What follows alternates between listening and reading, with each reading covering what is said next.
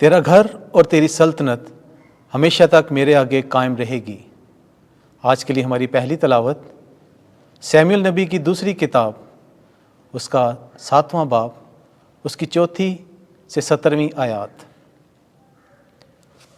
اس وقت خداوند ناتان سے ہم کلام ہوا اور کہا، جا اور میرے خادم داؤد سے کہہ، خداوند یوں فرماتا ہے، کیا تو میرے رہنے کے لیے ایک گھر بنائے گا؟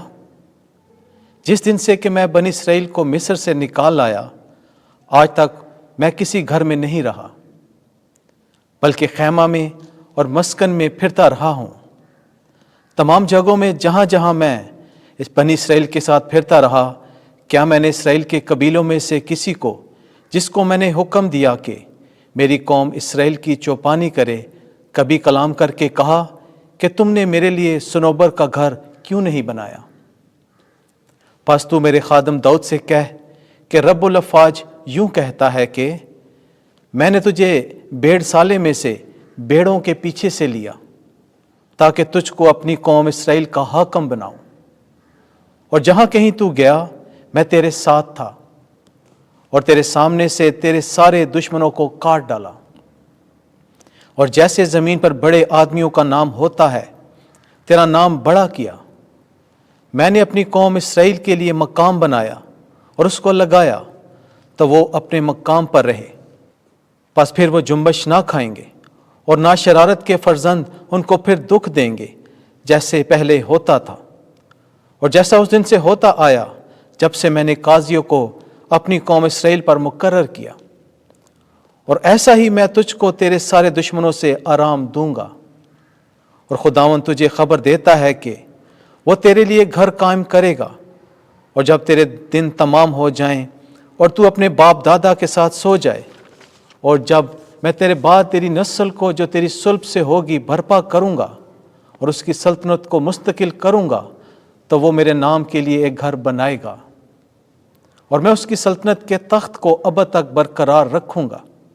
میں اس کا باپ ہوں گا اور وہ میرا بیٹا ہوگا، اور جب وہ بدی کرے تو میں اس کی آدمیوں کی لاٹھی سے اور بنی آدم کے تازیانوں سے تادیب کروں گا، لیکن میری رحمت اس سے جدا نہ ہوگی، جیسا کہ میں نے شاؤل سے جدا کی، جس کو میں نے اپنے چہرے کے سامنے سے دفع کیا، بلکہ تیرا گھر اور تیری سلطنت ہمیشہ تک میرے آگے قائم رہے گی، اور تیرا تخت ابد تک پائیدار ہوگا۔ سو ناتان نے یہ سب باتیں اور یہ تمام رویا داؤد کو بتائی۔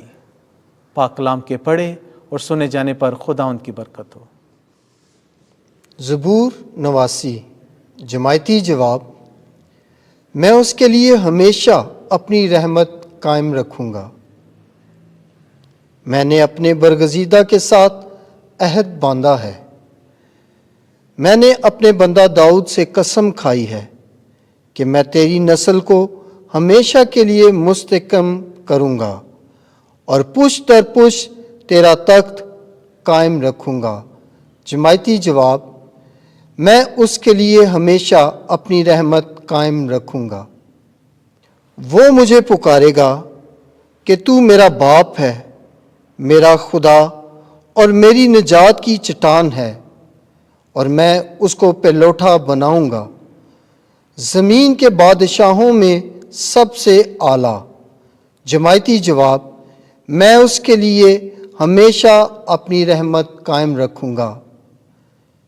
میں اس کے لیے ہمیشہ اپنی رحمت قائم رکھوں گا، اور میرا عہد اس کے لیے استوار رہے گا۔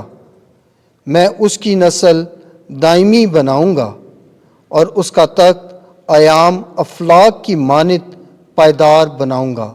جماعتی جواب، میں اس کے لیے ہمیشہ اپنی رحمت قائم رکھوں گا۔ خداوند آپ کے ساتھ ہو۔ انجیل مقدس مرکز کے مطابق اے خداوند تیری تمجید ہو۔ 4 باب 1 آیت سے 20 آیت تک۔ ایک بیج بونے والا بیج بونے نکلا۔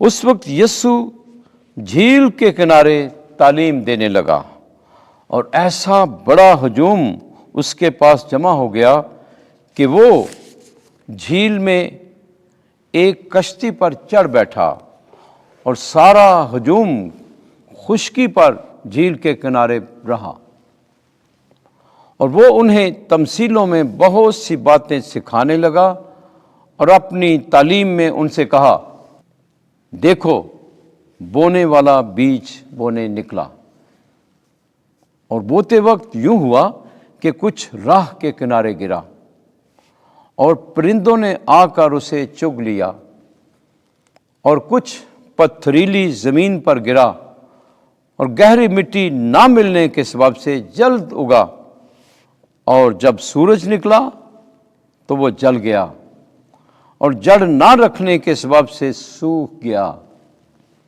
اور کچھ خاردار جھاڑیوں میں گرا، اور خاردار جھاڑیوں نے بڑھ کر اسے دبا لیا، اور وہ پھل نہ لایا، اور کچھ اچھی زمین میں گرا اور پھل دیا، یعنی وہ اگا اور بڑھا اور 30 گنا پھل لایا، اور کوئی 60 گنا، اور کوئی 100 گنا بھی۔